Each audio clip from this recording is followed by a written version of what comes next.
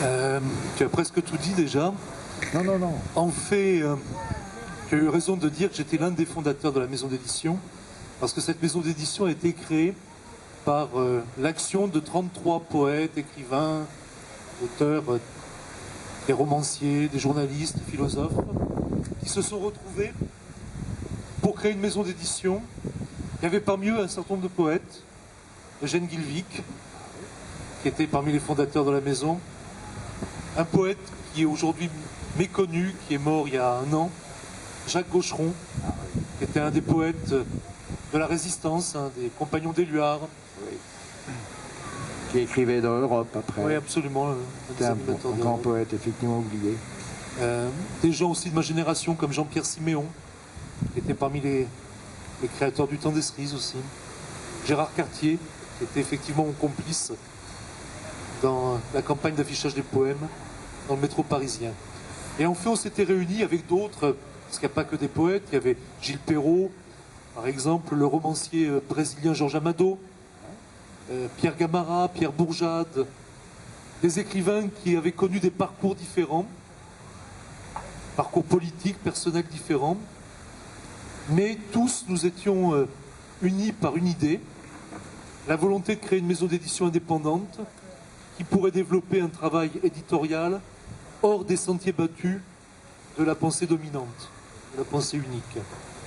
Et dès le départ, ça définissait un projet où nous avions clairement l'intention de mélanger les torchons, les serviettes, la poésie, la philosophie, l'économie, la politique, le roman, en ayant moins le souci de défendre tel ou tel genre que d'être un lieu d'accueil pour des auteurs qui n'ont pas renoncé à changer le monde, pour parler vite.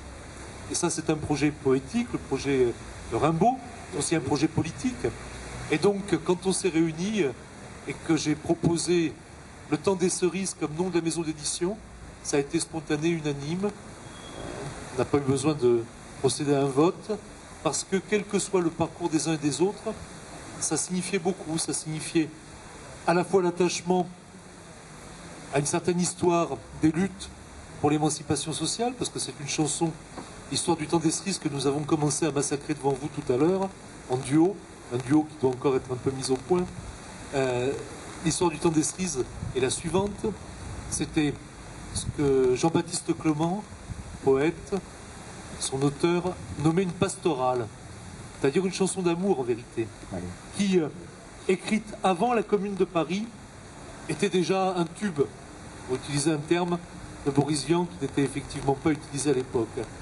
Et il s'est passé cette histoire assez surprenante, mais ça arrive dans l'histoire de la chanson, qu'après les événements de la Commune de Paris et après la Semaine sanglante, sans que Jean-Baptiste Clément ait eu besoin de changer un mot aux paroles, cette simple chanson d'amour sur un thème pastoral, que l'on chante encore aujourd'hui dans les mariages, par exemple, dans des fêtes familiales, est devenue un hymne des communards qui avaient été vaincus, massacrés, déportés. Et donc une sorte d'hymne de ralliement des révolutionnaires vaincus. Et donc, quand nous avons créé cette maison, ça signifiait à la fois l'attachement politique, sentimental à cette histoire-là, l'histoire de la Commune de Paris, ce qu'elle représente encore pour aujourd'hui d'utopie collective, de rêve d'émancipation humaine. Ça voulait dire clairement que malgré les déceptions, les désillusions, les défaites du XXe siècle aussi, qui a été un siècle de révolution, aussi un siècle de contre-révolution, il fallait d'une certaine façon revenir aux sources, revenir aux origines de cette utopie à laquelle nous n'avons pas renoncé. Et puis c'était aussi une façon de dire que notre projet n'était pas simplement un projet politique, mais aussi un projet poétique. Et notamment, c'était une façon d'affirmer que nous voulions manifester notre attachement à une certaine tradition de poésie populaire, la tradition de ces poètes qui ont pris le parti du peuple et qui, de ce fait, ont du mal à passer souvent par la porte des académies, parfois même par la porte des anthologies. Je pense à Jean-Baptiste Clément, premier chef, mais aussi à Eugène Pottier, à Gaston Coutet, un certain nombre de poètes qui ont produit une œuvre souvent remarquable, de lyrisme, d'engagement, de poésie satirique, et qui sont souvent, encore aujourd'hui, occultés. Tout à fait. Voilà. C'était donc un peu ça le sens. Et je terminerai là-dessus pour pas être trop bavard, parce que tu l'as invité, je risque de l'être si tu m'arrêtes pas. Non, je ne t'arrête pas. Non, tu continues. Si tu veux, on avait un peu une double préoccupation. D'abord, rééditer des textes que nous aimons, qui nous paraissent nécessaires, qui, à notre avis, devraient avoir leur place dans toute bibliothèque honnête, de l'honnête homme d'aujourd'hui, et qui, dans les années 80, s'étaient retrouvés dispersés, supprimés. Il y avait plusieurs maisons d'édition qui s'étaient cassées la figure dans cette période-là. Il y avait les éditions Messidor, dont j'avais été le directeur littéraire, Maspero, qui avait été recentré, qui était devenu la découverte. Les éditeurs français réunis. Les éditeurs français réunis avant. Ouais. Il y avait les éditions ouvrières, qui était aussi une maison d'édition qui avait joué un rôle important pour la culture ouvrière, disons. Hein, les éditions proches de la JOC, qui traversaient une crise. Et dans les années 90, l'édition contestataire, l'édition de gauche, dans ce pays, était... exsangue. Exsangue, absolument. Elle était...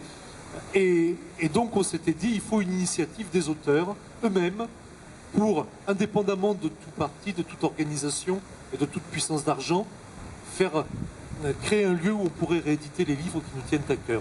À la fois les livres du passé qui ont disparu et les livres d'auteurs contemporains qui n'ont pas renoncé à changer le monde, comme je le disais tout à l'heure. Et donc on a essayé de faire ça. On produit une 50aine d'ouvrages par an. Ça va du Capital de Marx, que nous avons réédité cette année, au recueil de Jean-Luc Despax, qui est un jeune poète présent sur le festival de Sète. Voilà. Oui.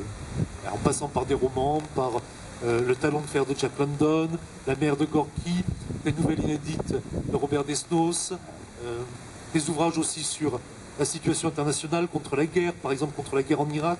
On s'était beaucoup mobilisé contre ça. Oui. Et il y a aussi cette anthologie des poètes palestiniens. Absolument. Hein, qui est une anthologie importante. Un certain nombre d'anthologies thématiques, 101 et quelques poèmes contre le racisme. Je te remercie de m'avoir fait participer.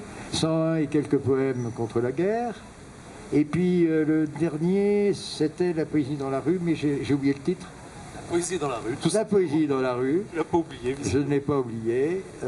Personnellement, il n'y a pas de copinage entre nous, mais en ce qui me concerne, j'ai été à chaque fois extrêmement flatté que Francis me demande de participer à cette aventure, parce que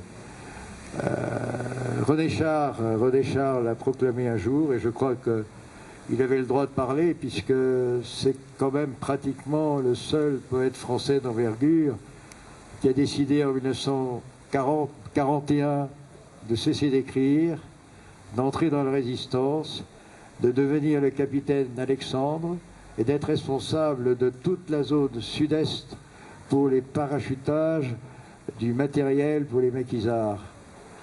Je crois qu'il a montré l'exemple des chars, donc refuser l'inéluctable, l'utopie étant là, et il a dit un jour, parlant des poètes, celui qui vient au monde pour ne rien déranger ne mérite ni égard ni patience.